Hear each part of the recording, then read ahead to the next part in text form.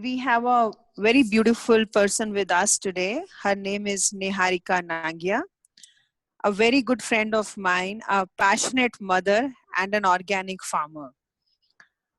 So she's going to take us through that how through the asanas and a proper breathing, we can increase our immunity, our lung strength, and how you can follow a sustainable yoga routine. Niharika, I welcome you here, my dear friend, and a very certified coach from IAYT. Over to you, Niharika. Hi, hello everybody. I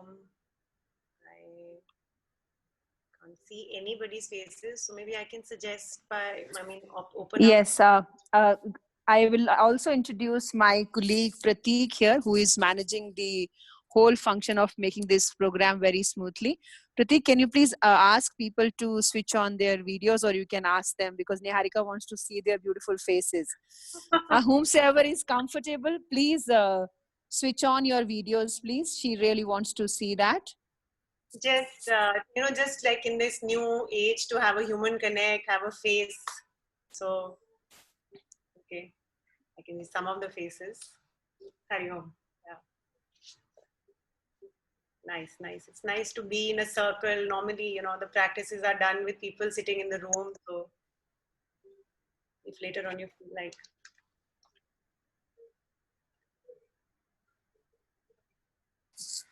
So we request everyone to please switch on their videos. We want to see the beautiful faces and the smiles. Yeah. So like they're commonly saying now, no distance and apart. Okay. Thank you, everybody, for being here. I'm quite excited to meet everybody. It's a nice group of 30 people. A lot of energy is coming together. So, Swatantra's taken a lot of words to introduce me, but it is my teachers. I've been a yoga teacher for a few years. Maybe about 2008 is when I did my Yoga Acharya course in the Sivananda tradition. And at that point of time, I used to be very confused about so many schools of yoga that exist in India. And I also that there are some very minute to say, but differences among these schools. So I'm briefly going to today take you through the tradition that I have now trained in, which is the Krishnamacharya tradition. So maybe we'll just begin, all of us, if I can see your faces, if everybody's comfortable to sit straight. Maybe if you're sitting on a chair, keep both your feet flat on the ground, so they're completely, even your heels and your toes, your feet are touching the ground and your spine is straight. So no stiffness, like don't try to hold yourself hard, but just comfortably, the neck and the spine are in a straight line. If you can just place your hands comfortably. Keep your chin slightly close to the chest. We'll begin, all of us, by collecting our energies. We'll just chant Om 3 times. So everybody's audios are off, so just first exhaling comfortably, making space for new breaths to come in. Take a comfortable inhalation and begin.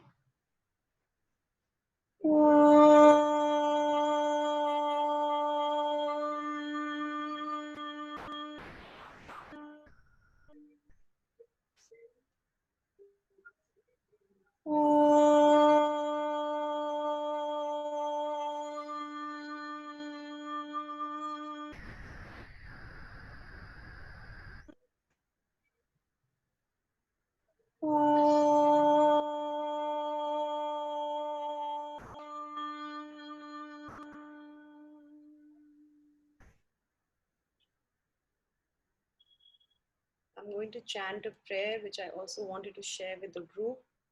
So I'm just going to put it on the screen. Maybe some of you already know this. Om. Those who know it can chant with me because your audios are muted, and the others can just listen. Om Sahana Vavatu Sahanao Bhunaktu Saha Viryam Karvavahi Tejasvinamaditamastuma विद्विषावहै ॐ शान्ति शान्ति शान्तिः.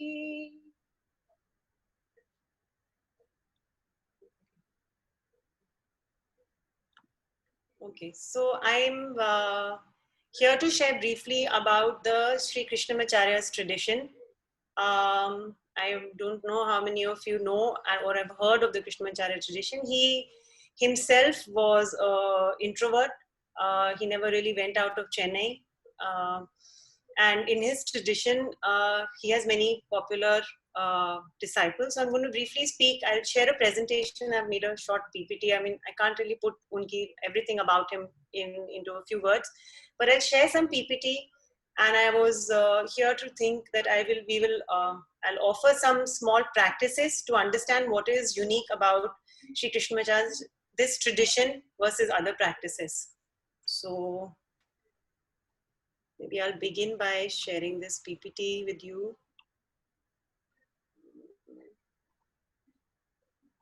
Okay. Yeah. So briefly about, I mean, everybody would know a lot about yoga, but just briefly talking about the Yoga Sutras of Patanjali, a lot of studying the Krishnamacharya tradition is based on the Sutra studies. It is, Yoga Sutras, of course, is the most reverent text in the practice of yoga. And it comprises of 4 chapters. It will, you know, and there is no religious connotation in this text. So unlike a lot of texts in India, the Mahabharata or the Ramayana, the sutras don't have any references to any gods. There are interpretations of Patanjali being a rebirth of the Adishesha. And so there's Patanjali. These are all, of course, interpretations or different assumptions or beliefs. Patanjali was an outstanding devotee of Lord Shiva. This is one of the stories. And there's stories about how Shiva wanted to write about yoga. And so Sheshnag takes birth as Patanjali the sage. And then Lord Shiva entices him to see the Ananda Tandava, after watching which all the asanas in yoga have come. So this is one of the understanding of Patanjali. Of course, the text was assumed to be written about 5,000 years ago. So nobody really knows who is the writer of the text. He was a great yogi. It is also credited to Patanjali that he wrote the Chakra Samhita. So for the mind, Yoga Sutra was written, which is surprising because now with the modern interpretation of yoga, we assume that asana is equal to yoga, while Yoga Sutras are actually a text which talks mostly about how to manage the mind. About the body, he wrote the Ayurvedic text, which is the Chakra Samhita. And then also he wrote the Mahabhashyam, which was also said to have come to him through him. So what are the Yoga Sutras? I'm not sure how many people have read the sutras. Yoga Sutras comprise of 4 chapters. Each of them, actually, they say, is written in context to a student. So even the Yoga Sutras are not written to be read, the 4 chapters to be read or to be received by everybody. There is a stage of maturity of a student according to which the chapters are applicable to them. So the chapters are the Samadhi Path, the Sadhana, Vibhuti Path, and Kaivalyam Pada. So these 4 chapters are meant for different kinds of students and each level of devotee. How is your practice? How much sadhana have you done? Or how much abhyasa you do? Depending on that, the sutras are there. So what is like a sutra? So a sutra is not a direct understanding of something. Like it does not say, okay, you have a heart problem, so you need to maybe do dhyanam, on your heart chakra, or maybe you need to do opening postures, or if you have a lung issue. So there is no direct technical references in the Yoga Sutras, but it defines the basic principles of yoga. Okay, and those are also, sutras are like statements. So there is a lot of interpretation or a lot of bhasyams that need to be read to understand the sutras. So this is the picture. Maybe many of you have seen this image of Krishnamacharya ji. This is the image of Krishna. He was born in 1888 in the state of Mysore. Then for many years, he was a teacher at the Mysore King's Shala. And after that, when the king passed away, I believe his descendant did not have that kind of value for the study of yoga. And so he lost his work there, and then he moved to Chennai. Who we do know, and this is why I'm using some names of schools of yoga that you would know, because he's the teacher of these great people. So Krishnamacharya was one of the greatest saints and teachers born in India, and his contribution to yoga is not known much. At different stages of his life, he taught different students, and each of whom went ahead to develop a different school of yoga. So maybe you've heard of the Ashtanga school of Mysore, you've heard of Iyengar yoga, and maybe you've heard of Indira Devi, Desikacharya, who began yoga therapy, under whose Shishya I have studied. And then there is Srivatsa Ramaswamy and many, many more. So these are the more famous names which we do know, but he was a teacher of all those teachers. So he was a great master. And okay, so this is a very generic question. In an ideal class setup, I would have liked to hear what do people think, what is yoga? There are many, many responses to something like this. Yoga or yog, actually the Hindi, the shabda is yog. Yog means to join, the yajur, it comes from that word yuj. So these are, I've just used some, there are innumerable definitions of how you define yoga. I've just used some 4 definitions, which I was taught in this tradition and which appeal to me personally. One, of course, yoga means to join. To join, I mean, it is understood like I start understanding myself once a human being is born separate from the vast or from the universe. And then for me to reconnect myself to that is what is yoga. Then also, these are some 3 other definitions. One is yoga karmasu kaushalya, which means that yoga is what makes me reach perfection of action. This is a definition in Bhagavad Gita. So my constant practice, my discipline, my ability to come on the mat every morning and arrive there and be present for myself with my breath again and again and again, day after day after day after, is what is going to make every action perfect. So perfection is reachable. Very beautifully, Krishnamacharya used to say that practice is what makes difficult possible and possible easy. So it makes the unattainable attainable, and what now you have attained, it will make it very easy for you. So maybe today, for example, you cannot, something like in an Uttanasana or a forward bend, you can't touch your feet. But the only way that you can touch your feet is not by pushing yourself to touch it, but by arriving on the mat every day and in a logical way to keep repeating that action again and again. So making the difficult or the impossible, which could be the toes in your, like in the physical body, it could be a state where somebody walks into the room, somebody who agitates me all the time, and they walk into the room and nothing happens to me. Maybe right now some one person, and especially in these days and these circumstances where we are all, in spaces and facing so much uncertainty outside, to arrive at a space where I'm not disturbed by what disturbs me now. It can only happen through practice. So arriving on that mat every day is like a commitment. Another definition of yoga is apraptasya prapti yoga, and praptasya rakshanam shemam. Okay, apraptasya prapti yoga means that what is not possible to achieve can be only achieved by yoga, which is discipline. So yoga is really not physical asana or just pranayam. Yoga is actually a way of life. It's a discipline. And praptasya rakshanam shemam, which means that what I have attained, what I have achieved. So say right now I'm able to lift my arm still here, okay? And I'm 40 years old. But for the next 10 years, I want to have the ability to be able to do this, or this range of movement, or this range of movement, or this range of movement. Whatever is my current range of movement, my current level of fitness, how do I make sure that for the next 10 years, I don't lose that? First, I don't lose that, means I protect that. And second, I work on myself to maybe get better than this. The only way to do that is by doing yoga, by holding a discipline, by saying this is what I'm going to protect, and I'm going to work on this, and then I'm going to build something.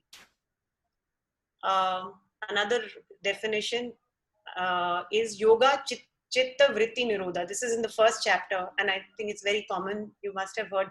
So yoga, Roga Chitta Vritti Nirodha, which means that the purpose of yoga is to reduce the vrittis, or the the noises in our mind, to silence the mind in some way. So I mean, I'm not sure if you can really silence the mind, but you can take your attention away from all the noise. So yoga is the way where you can control your mind and take it where you want to take it to the space. So these are some of the definitions that attract me.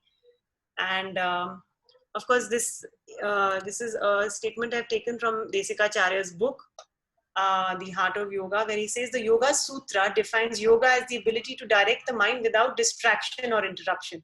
And this again is not a state that I am sitting for meditation today, or I'm going to sit today for an hour and I'm going to make sure my mind doesn't go anywhere. I mean, it doesn't come with fighting for it. It just comes with practice. It becomes, the impossible becomes possible, and the possible becomes easy. It's that is what yoga is. So, okay, it's a little one-sided conversation. So maybe I want to have a look at, okay.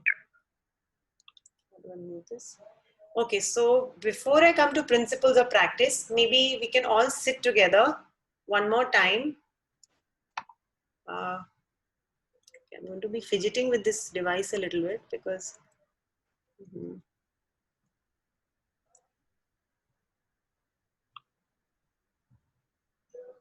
screen is visible.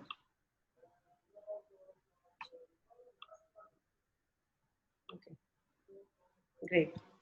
So maybe the only reason that I want to see your faces is that I want to make sure that nobody hurts themselves. So we'll do a short practice. Maybe if everyone can sit straight. So 2-3 things that you should be this thing about is that your feet are flat on the ground if you're sitting on a chair. If you can sit on the floor, nothing like it. Again, if I have right now the ability to sit on this floor, right? This is also something that I have, right? Everyone can't sit on the floor, right? If I don't. So if I can do this, I must do this. And then what do I need to do to protect this, to protect my knee joints? So I do Rakshana of what I have. And then I do yoga to rise from what is my minimum level. Then I do Shema. Shema means to protect. So I flatten the curve. This becomes my new normal. Then I do something else. I push myself a little bit. I increase my level. Then I do Shema. So I have to protect, stay there for a little while. Then I do something else. So this step-by-step accreditation is something that belongs to the Krishnamacharya tradition. So he spoke a lot about not rushing and pushing. And he doesn't, this no pain, no gain is not a philosophy, Indian philosophy, or not even a philosophy of yoga. There has to be no pain actually. There has to be just a slight sense of where you are pushing yourself, but without doing any hinsa to the body. Okay. So let's just begin by doing a short breath practice. I hope you haven't eaten a lot. If you have, if it feels uncomfortable, please stop. Okay. So please listen to the body. You just sit comfortably and close your eyes with your palms comfortable. Please just take your attention to your spine and see if you're sitting straight.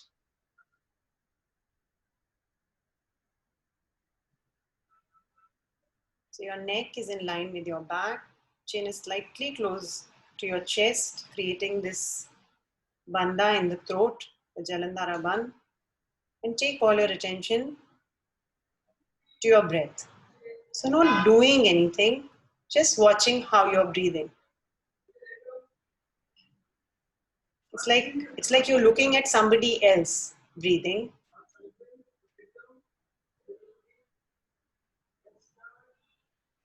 How is my breath? With a sense of inquiry, just questioning. What is the quality of my breath? Is it shallow? Is it fast?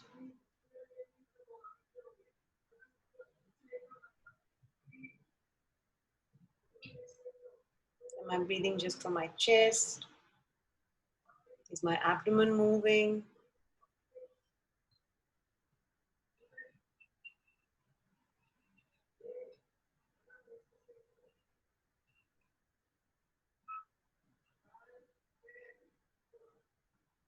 Mentally telling yourself that for the next 1 hour, you're going to be very present here to your breath. So acknowledging, saying hello to your breath.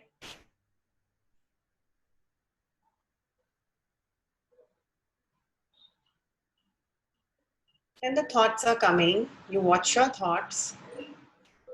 On every exhalation, just dropping those thoughts.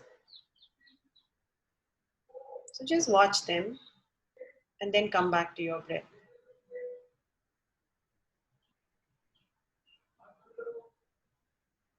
If you can gently now take your one hand and place it below your navel.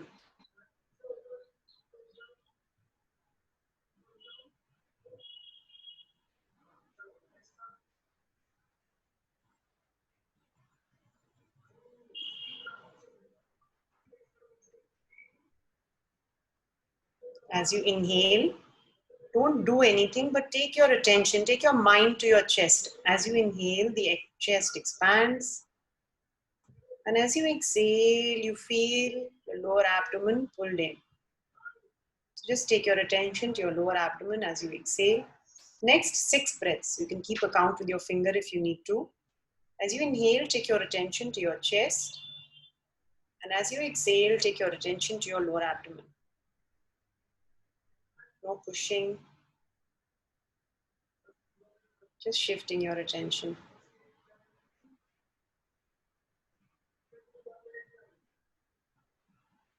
6 comfortable breaths.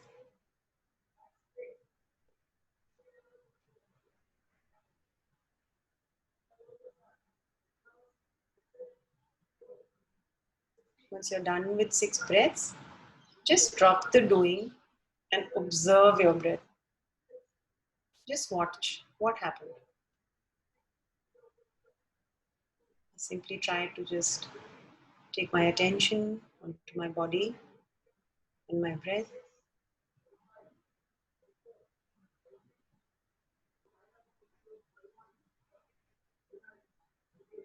So keep your eyes closed. Mentally preparing. We're going to try and introduce pauses. So when you inhale, you will inhale your breath, pause for 2 seconds. 2 seconds are 1, 2, just that long. And then exhale, whatever you can exhale comfortably. And then pause for 2 seconds. 1, 2.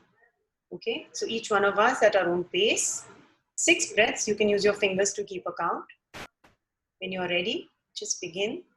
Inhale, pause for 2 seconds, and exhale comfortably and pause for 2 seconds.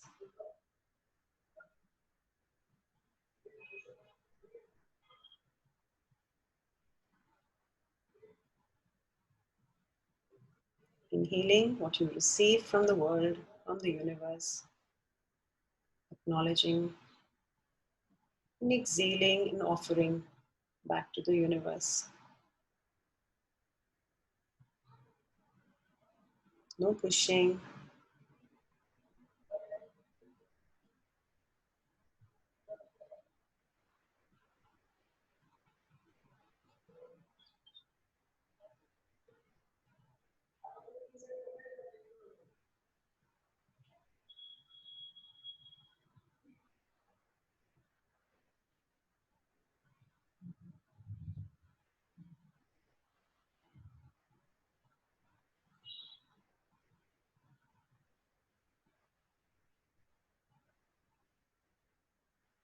Once you're done with 6 breaths,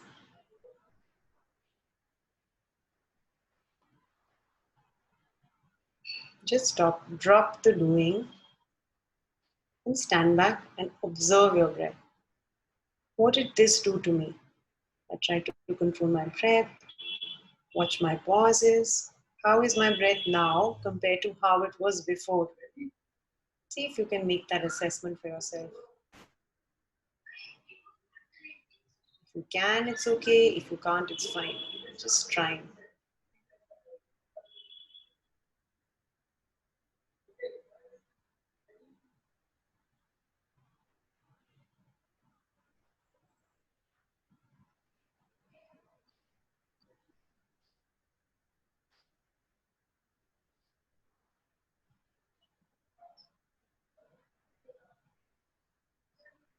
Again, with these pauses, we're going to do 6 more breaths. This time, when you inhale, you take your attention to your chest and visualize your lungs. And visualize, so the lung is made of these bags, these areolas. Just visualize your lung completely expanding and filling up. Pause and hold that breath for 2 seconds.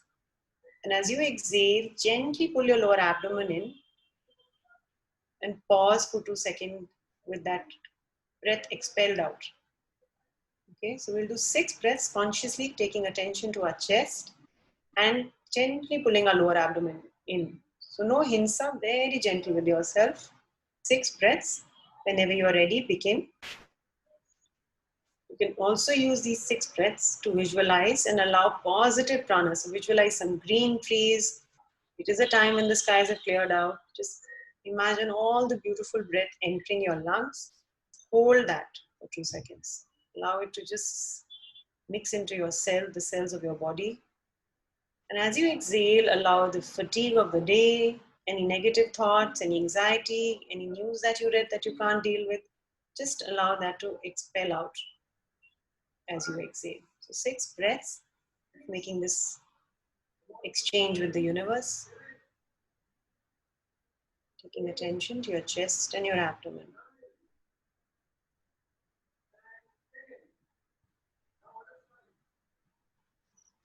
Keep your chin slightly close to the chest. Just make sure your back is straight. If you're on a chair, your hip is touching the back of the chair. Also check if you're leaning onto the right or the left and try and sit in the center of your body.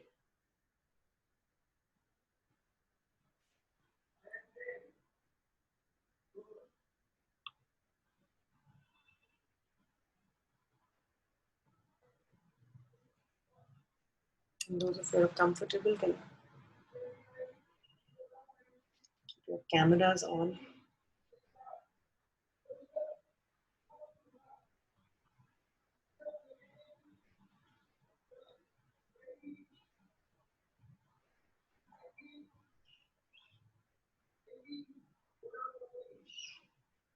Once you're done with the 6 breaths,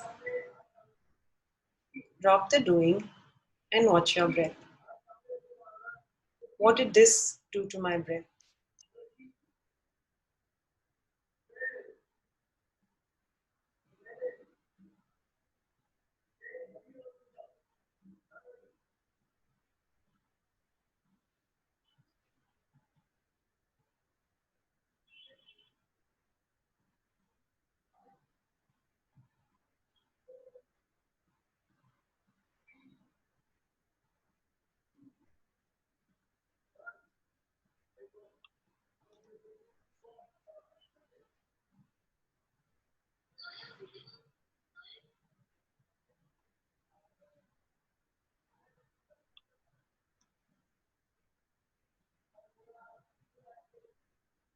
Once you're comfortable, maybe you can gently open your eyes.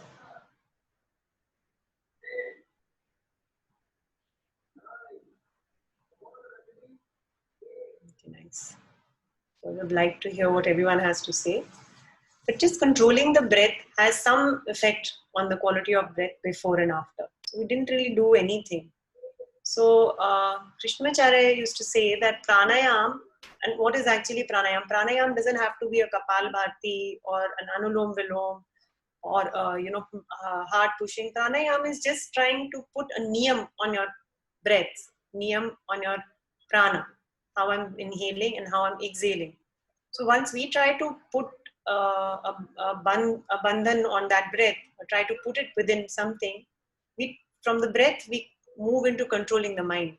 So pranayama is anything. So this is something that one can do anytime, right?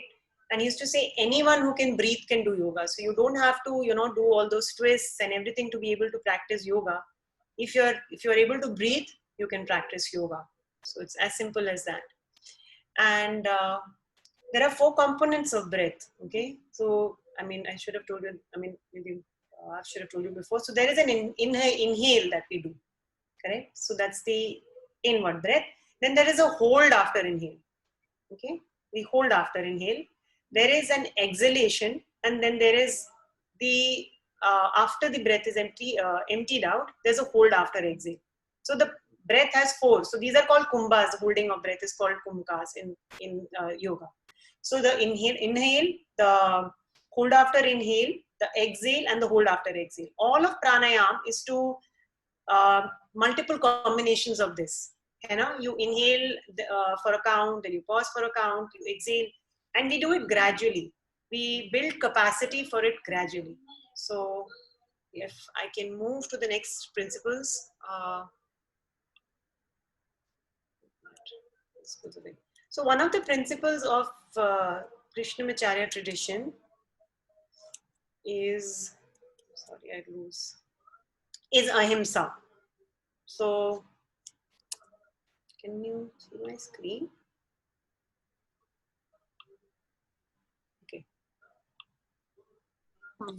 Niharika, you need any help?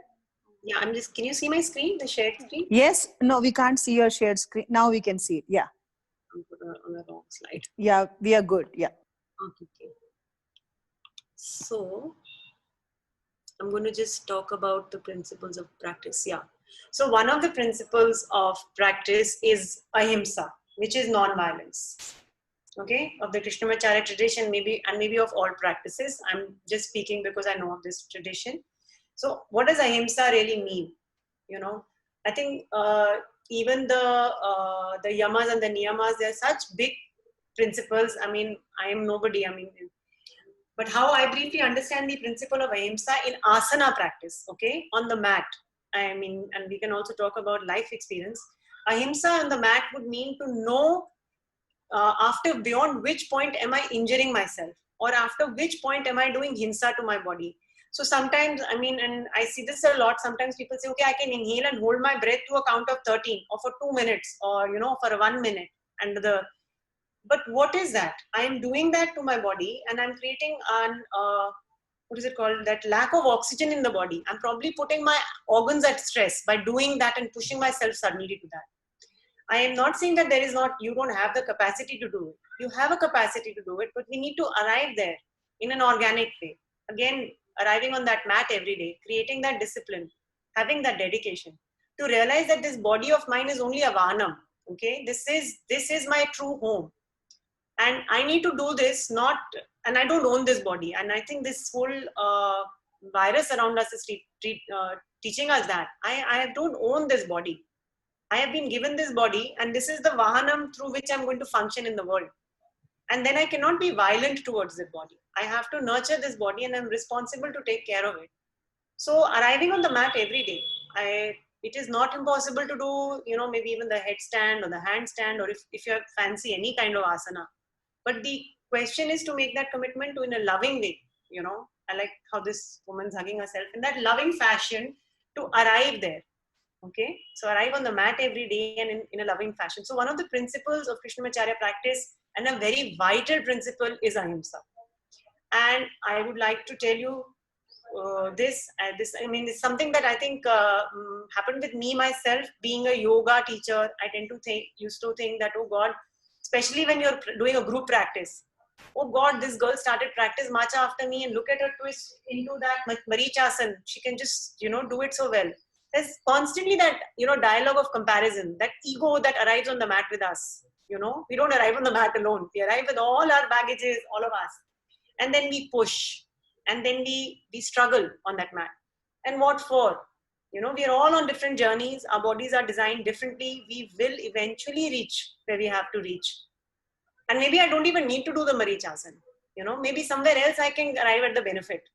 And something very beautiful, and I haven't used those words here, but there is something that my teacher taught us very beautiful in the beginning, which freed me, like I felt a sense of lightness, is the form and the function. Okay, the form and the function. So the asana practice is not so much about form, about how beautiful you look, or if your hand reaches, you know, when you do the Trikonasana, if my left hand reaches my right foot or not. It doesn't have to reach. What is the function of the Trikonasana? Why am I doing the Trikonasana? What is the function that I want? I need to create a twist, you know, maybe in my abdominal region. I need to squeeze this, my liver and my spleen and hold it and then release it, right? Maybe I don't need to do it. what is the obsession with the form? It is like an obsession with what is visible and what is the benefit of what is visible. You know, I think one can just, and it's an inquiry. I'm not saying that one arrives at it, because if these are patterns, inevitably you'll go to a yoga class, somebody will be doing something, you will watch the other, not listen to your own body. So this coming back to the breath, and you know, this very simple practice, and this is, I think, simple practice, you can even do it in a car, and you're not in a car very often nowadays, but maybe you can do it even when you're sitting, resting, just, you know, using your fingers to keep a count. First thing that you have to do is, first in your mind make up that, hey, I'm going to do 10 breaths. Okay, so you make a sankalpa, I'm going to do 10 breaths, I'm going to do 15 breaths, and I'm not going to go anywhere else in my mind. Using your fingers, just inhaling, pausing, exhale, pause, nothing else is needed, and doing that gradually. And of course, then again, the principle of keep doing it again and again, and it shall come. Maybe maybe we can do something else now. If there is enough place for everybody to move their hands, I cannot really see everyone, but if there's enough place for everyone to move their hands, if we can do just some movements. Okay, so sitting straight, again, I just wanted, I don't know if I mentioned it, but your lower back should be touching the back of the chair. Okay, and also if you can just observe, how are you holding your shoulders? Are you holding them too stiff? Maybe then you can lift your shoulders up, take them back a little bit, and then just drop. Okay, no tension anywhere in the body. When you're breathing, another thing a lot of us do is like this, breathing like the body moves. Breathing doesn't, your body doesn't need to move. If it is moving, please no hinsa, no forcing yourself to stop breathing like that. But just be aware, if I'm breathing, am I moving my body? Just be aware. All of it is about just your own self-awareness. So we're going to do a few movements. Just watch me once, because also I can't see everybody. I'm not going to do any very risky movements. Nobody's going to be. So either if you have enough space to take your arms up from the side, or if you have enough space to take your arms up from the front. Okay. So I'm just going to tell you what the movement is. We are going to do a few repetitions. So maintaining the same thing that we arrived at. So you will inhale, pause for 2 seconds, exhale, pause for 2 seconds. Okay, now this is something that you're going to use through the rest of the practice. This is how I'm going to breathe. I'm going to inhale, I'm going to receive from the universe, I'm going to acknowledge what I have received. I will exhale and offer, and then I'll pause for 2 seconds. Okay, so just first watch me inhale. So my movement and my breath are going to try and go together. We are trying to do it. You might be able to do it, and you might not. It's fine. So you inhale your arm, inhale, pause for 2 seconds, stretching up, reaching for the ceiling, and exhale.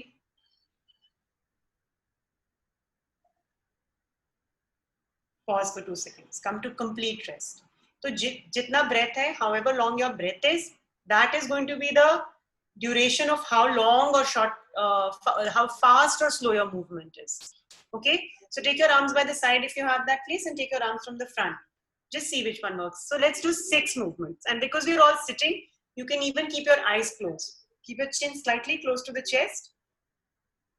Inhale, take your arms up. Pause there for 2 seconds, like you're stretching yourself up. Visualize your spine, and exhale.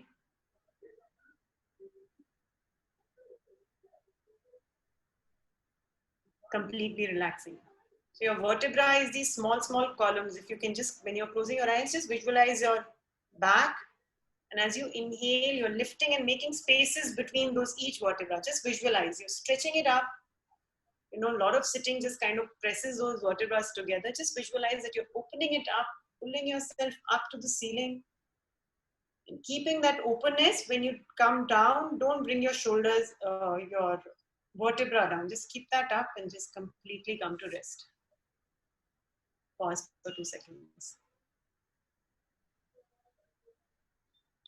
With your breath, inhaling, going up, pause for 2 seconds.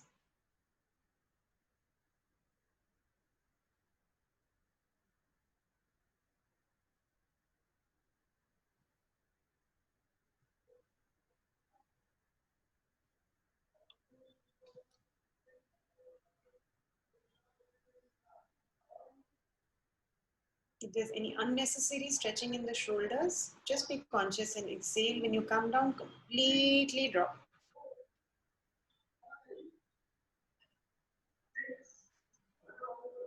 So the breath and the movement coinciding. If you feel tired, you can stop, catch your breath, and then start again.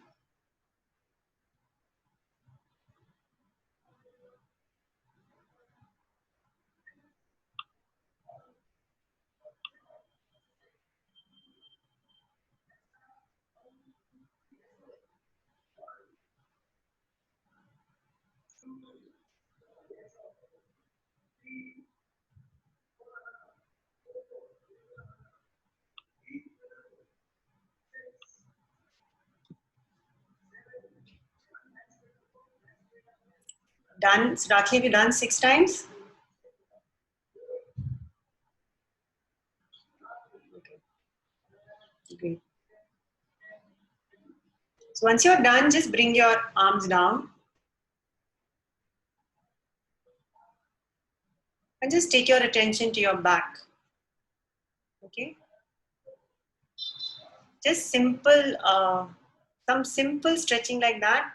And one can, if you're aware, some amount of opening you can feel in the back.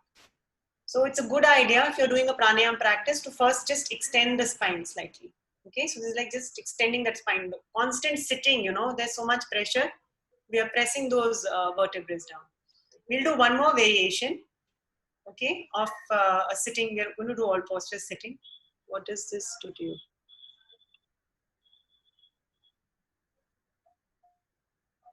So, Royston, that question I would like you to hold for yourself. Because what does it do to you? I can tell you what it does in a book and I can tell you what it does to me, but the experience is yours. Okay? Technically, I can tell you it is extending, making space. My goal is that, but what is it doing for you? Okay, we'll do one more variation of this, which is to now focus on this upper region. Okay? So again, sitting, come straight. And you can see me, just watch me once. I'm going to turn around and show you this movement. Inhale, you take your arms up, pause for 2 seconds. Exhale, bring your hands behind your head. Inhale, take your arms up. And exhale, bring them down. So when my breath finishes, my hands should be at complete rest. Okay? Okay? And you see where your, just be aware of where your breath is finishing. We'll do that once together. Okay? You're inhaling. Take your arms up, pause for 2 seconds. Exhale, take your hands behind your head. So you don't need to reach anywhere, just these elbows have to be open. Pause there for 2 seconds. Don't drop your head forward. Inhale, take your arms up. Again, reaching for this, feel yourself extending. And exhale. As your breath finishes completely, your hands should be at complete rest. So dropping any residue. Is that okay? Can we try that 6 times? Great. So do that, please. 5 more times at, like we done 1 together. So maybe 5 times at your own pace. And to Royston, if I'm pronouncing your name correctly, close your eyes and observe where is this movement working for you. Where is it? Yeah. Where is it working for me? So if I can see your video, I can see what you're doing. So it's a good idea to share your video.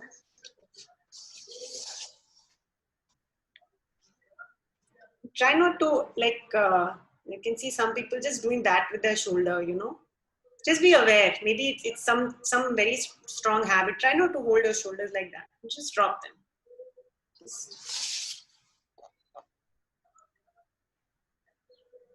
And sometimes it can be tiring also. If it's tiring for you, please stop that. Again, then is ahimsa. Being gentle on yourself. If it's tiring you, stop, catch a breath, and then go back to it.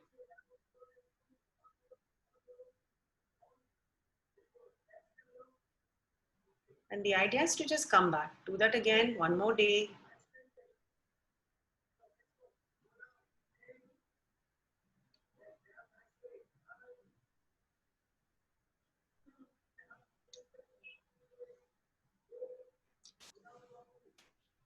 So Rakhi, you're not taking your hands behind your head. Just 2 seconds. Just hold your hands up. You know, when you take them up, just hold them there for 2 seconds. Not so long. Okay, yeah, 2 seconds and take them behind your head. Push your elbows out.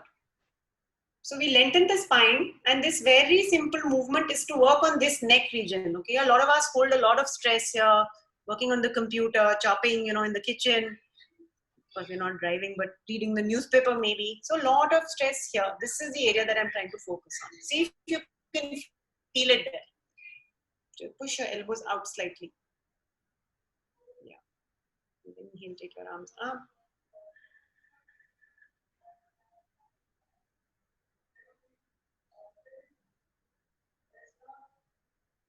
So slow aparna, slow movements with the breath, no jhatkas. Okay, smooth. Great.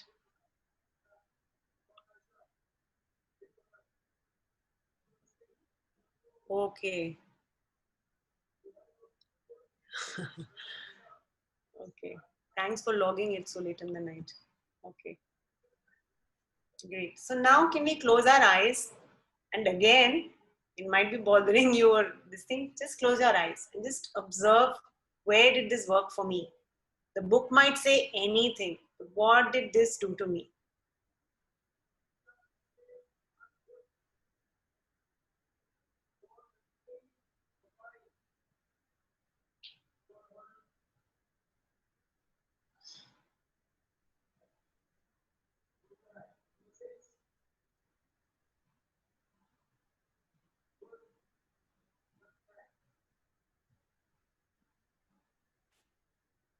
Very nice. I would have really loved to hear what all of you have to say. Maybe at the end, when we do the question and answer, you can just hold it, or maybe if you have a paper and pen like I had requested, you can just make a note. So you can, when we talk to each other, I think a little later, you can share with me your experience. Okay. We'll do one more movement.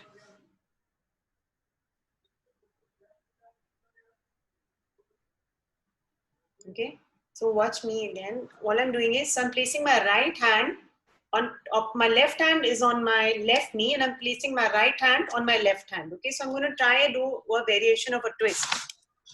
Okay. So just watch me once. I'm going to make a chin this mudra. Like, Niharika, sorry to interrupt. I think you're showing your knee, so can you just put your camera down so that we can see it? Okay. Yes. Thank you so much, my dear. Thank you. Hand is on your left knee and your right hand here. Make a chin mudra. But now you'll have to see my hand because I'm going to move it up. Okay, go back. Okay. So there. So you place your right hand on top of your left hand. The movement, again, all movement is with breath. So you are going to focus your eye on this point. Inhale. Pause for 2 seconds and exhale. Okay. But your eyes are going to follow your finger. Okay. It's going to be a gentle movement for the neck. In case anybody has an injury, you can just do it without. Just do the twist, the opening and the closing without following. Okay. I don't know about your health concerns, so please, ahimsa again. We'll do this 4 times on this side. Pausing for 2 seconds. Exhale. Closing. Okay. And then similarly 4 times on this side. Follow. And then follow. There's no stiffness in the arms. Hold your arms with softness and do this movement. And again, slow movement with breath. Okay. So a lot of attentiveness. Raki, slower movement. Just hold your. Now that your video is on, I'm going to watch. So slow movements. Okay, onto the other side also. So you have to, I'm trying to twist the spine, okay? So this is a very gentle kind of a twist, turning back. You feel a nice twist onto the side and exhale.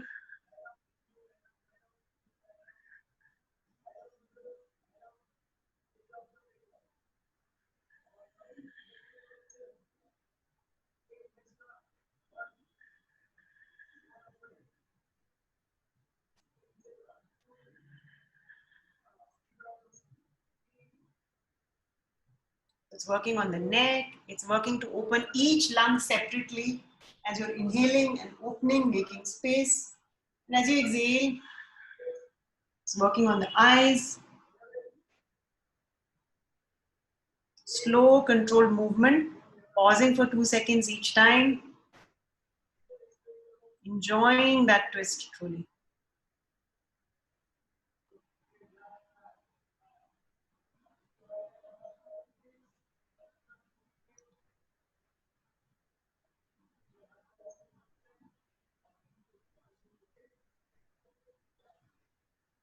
And then come back.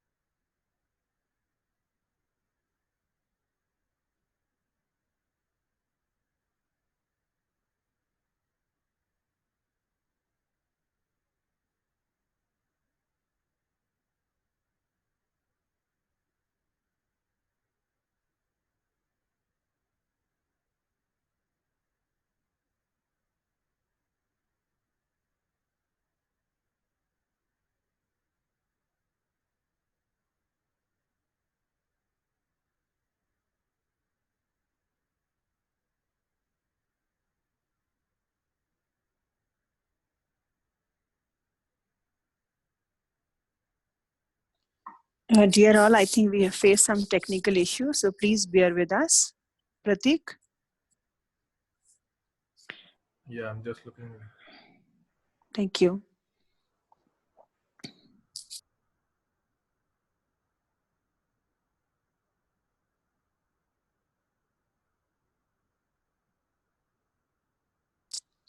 Niharika, can you hear us?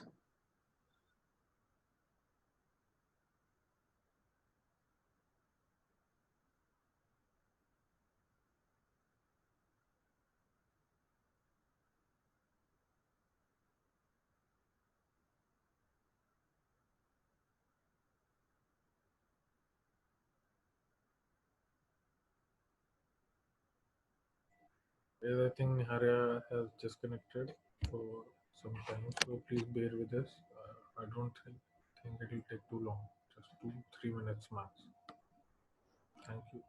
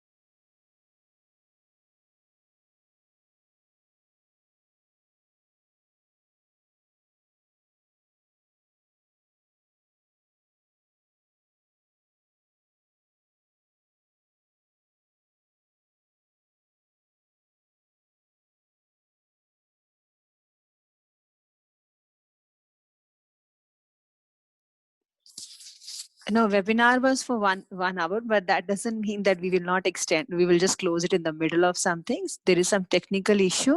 We are just checking it on. Please bear with us. Thank you.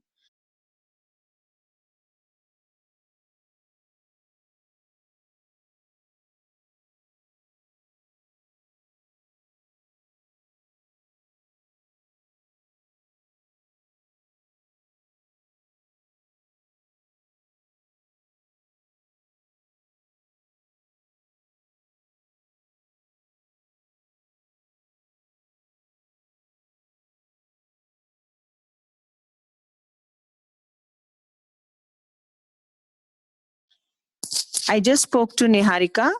She's trying to log in. So she just requested me that please just pay attention to whatever she has taught you. Yeah, just be in the silence zone and pay attention to whatever she has taught you. Thank you.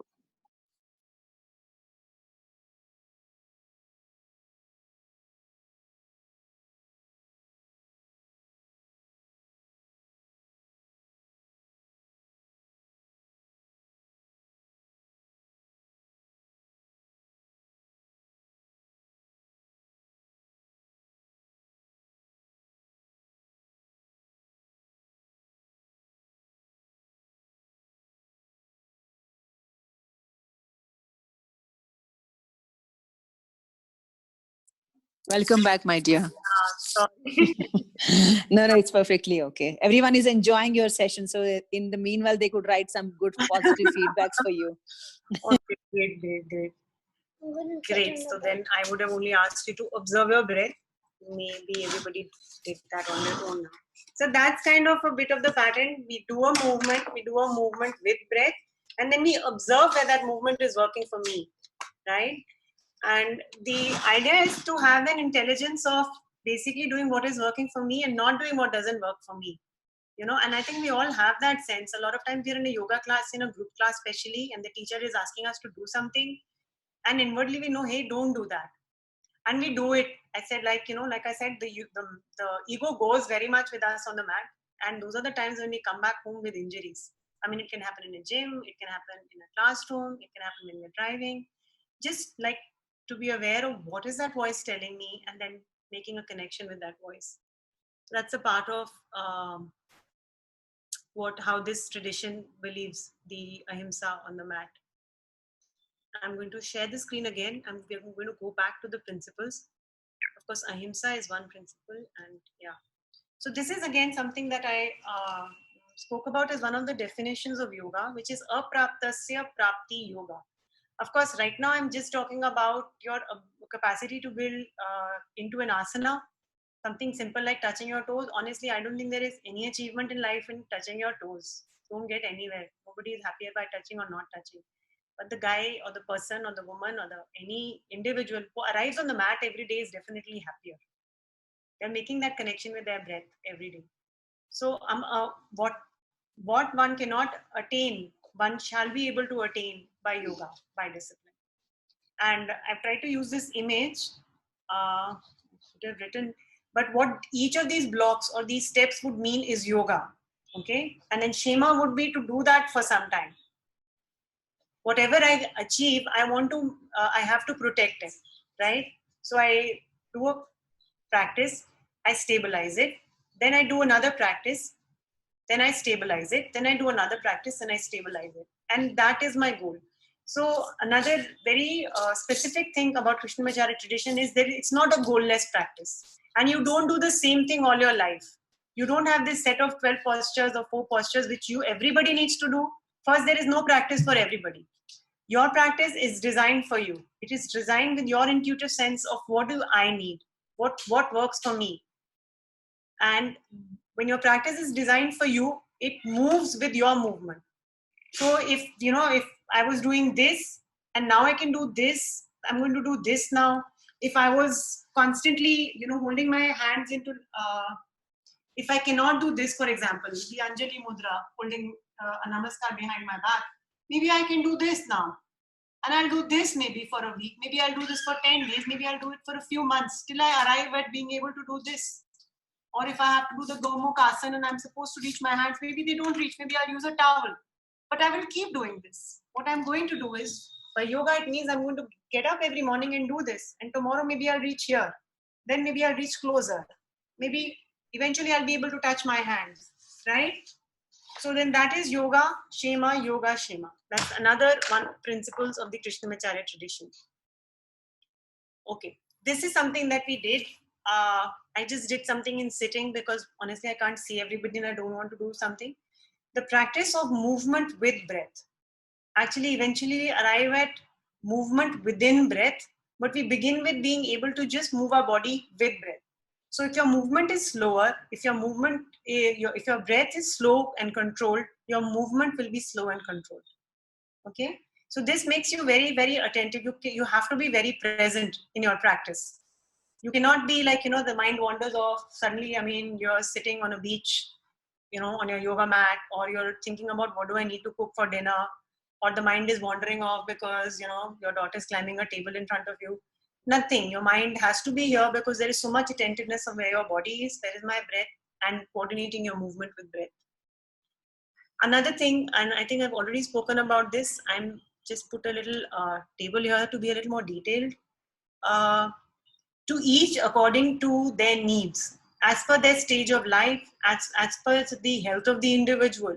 So the practice in the Krishnamacharya tradition is very individualistic. Actually, the idea of a group class is not very promoted in the Krishnamacharya tradition. So even if you do a group class, for example, if the teacher is saying do a forward bend, you do the variation that works for you. So you do a forward. If you have high BP, for example, we are not supposed to take our head down. So you need to keep your neck up. You need to do what you need to do to protect your body. So one of the principles is to each according to need. So this is a simple table where we are talking about stages of life. So there's the Vriddhi Karma, there's the Sthiti Karma or the Lay Karma. Like when you are a youth, what is the goal of your life? When you're young, you're a child, what is the goal of your life? Your organs are developing. You need a strong asana and breath practice. Young boys and girls need to do a very strong, active practice. More asana, less meditation, maybe good loud chanting to keep the digestive fires. So very appropriate to that age and that. So your practice is designed by that. Then when you move into Sthiti Karma, which is the householder's life, it is when you are holding a lot of responsibility. So you're not growing too much. I mean, you've grown to your ideal height, your organs have developed. Neither are you growing, nor is your body decaying. Of course, there is some degeneration constantly happening, but it's not decaying like it will start decaying in the old age. And it is also a time when there is a lot of mental stuff. There's a lot of responsibilities. The householder, for example, it is said, is feeding the elders and taking care of the younger. So it's a time of great achieving results and discharging heavy responsibility. So the practice in the Sthiti Karma is supposed to be an equal balance of strong asana practice and a good meditation. So maybe if you have 1 hour of practice, you'll do 30 minutes of good asana practice and 30 minutes of meditation to keep your mind stable also for all these responsibilities, because you need to take care of the other two. When we move into old age, the Laya Karma, okay, then it is more important to move into a meditative practice.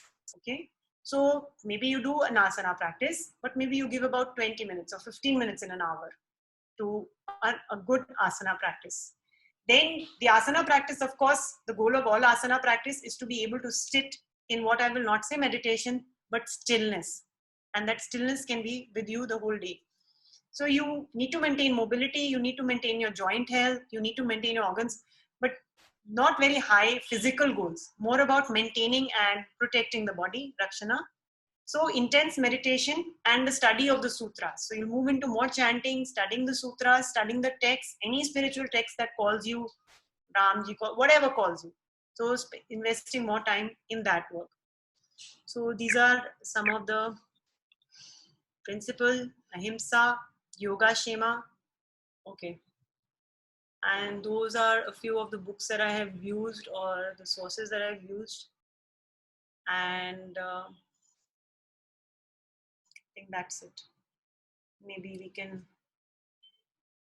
do some question answers and then I'll do the translation. We will take care of the Niharika. Thank you so much.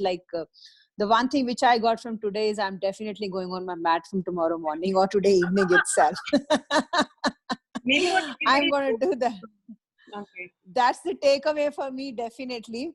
And I love it that, the Ahimsa part. So we will first like to introduce about the program. So if you can just tell us more about the 3 days program, and then we will take the question answers.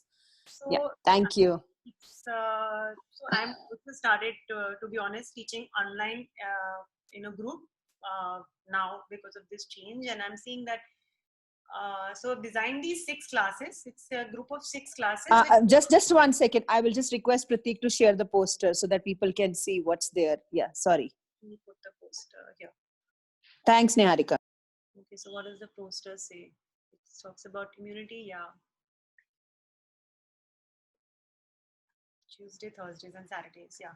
So this program, it's a 2-week program, which means there's 6 classes. So we will meet 6 times over a period of almost 14 days. And we'll do an asana plus a pranayama practice, which will be progressive over a period of 6 classes.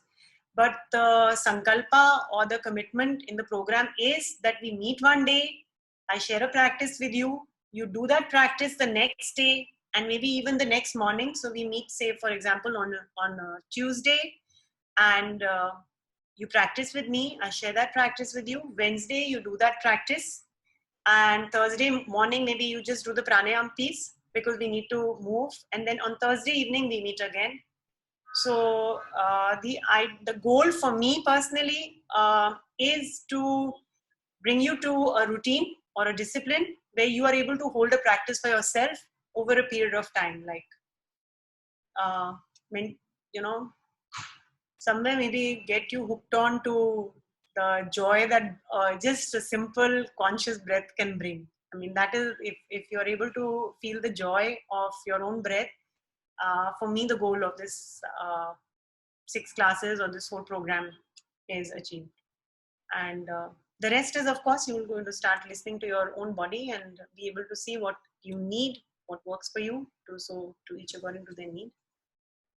And we're going to explore some asanas, standing postures, lying down postures, sitting postures, and maybe do a few different kind of pranayams, and then see suitable to the season.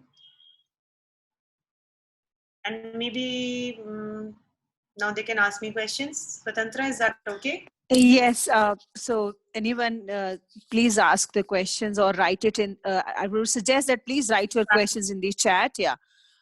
Okay. So we have the first question from Dr. Archana. Liked Ahimsa concept related to own body. So is this a question or a feedback? I couldn't get it. Yeah. So. There's something else Okay. that was coming. Yeah. Talking about Ahimsa body was that there is a lot of other Ahimsa also that we allow to happen with us. And one of that is to be constantly exposing ourselves to circumstances which don't work for us. So I think when we practice on the mat with our body, Dr. Archana, when we practice that on the mat, we also start realizing where all am I exposing myself, maybe to toxic people, to somebody's really screaming loudly, and all of that is getting in. So that's also food, right? So, yeah. Okay, the next question is importance of mudra. Please explain. Actually, in the Krishnamacharya tradition, they don't really talk much about mudras. My goal over here, honestly, is just to keep your eyes focused on this point, so your eyes also move. So the Krishnamacharya tradition really doesn't talk much about mudras. They're just, in Anulom Vilom we use one mudra. Just there are 2-3 mudras that we use. Or the body by itself in asana is, called like in a halasana. That's also a mudra, or a Viprit Karani is a mudra. But this tradition doesn't really speak much about mudra. Krishnamacharya never really spoke much about mudras. Okay, thank you, Niharika. The next question is from Royston. Is Kapalbhati and Bhastrika Pranayam bad for people who suffer from GERD? If so, GERD sometimes is caused by Vata dosha, like the Vata is vitiated, or the Pitta dosha is vitiated, depending on what is vitiated. But definitely Kapalabhati is a heating It's not a pranayam, it's a Shatkriya, but it generates heat in the body. So if, I don't know your case, and it is not rightful to like just tell you that, okay, this works for you or not. I really need to have a case study. And it's a very therapy question that you're asking me. And, but if you do Kapalabhati, this is some Kapalbhati. If you do Kapalbhati, it would be nice, I would suggest, to balance it with something which is cooling, like a Sitali or a Sitkari, whatever you're able to do. So maybe if you do 25 breaths of Kapalbhati, do at least 10 to 12 breaths of Sitkari or Sitali to cool the system, because it's generating heat, right? So just cancel the two things out. Simple. I feel like you do the right, you do the left, right? So if you move the right arm and this, do the left also. Just create a balance so you don't agitate anything. Is that answer? Michael, yeah, that answers it. He has written okay. Yeah, Pratik, please share these QR code for people. Whomsoever wants to make the payment, the program is for 1,500. But today we are giving a discount, 10% discount. So it will be 1,350 rupees. And we have also shared the link for the registration in the chat. And it's there. The scan code is also there. So Neeru has a question. Thanks for an informative session. My question is, I have been meditating since 7 years and also doing yoga off and on. And I am not new to both these practices. So she's wondering if she join your program, how it is going to help her. Neeru, I don't know. I just give you an experience of what we can teach. I'm not good at like telling you that it will work for you or not. If you're getting a sense that this is something that you want to explore at this stage, maybe you should try it. You feel like you want to wait a little longer, or this is something you already know. So it's so what is the, I don't know, what is the yoga practice you do? Is it, because this is going to be more like with breath practice. So it's not a very, I won't say that it's an easy practice. If the class, and because it's a group class, that it's going to be based on where the group, how the group is responding. So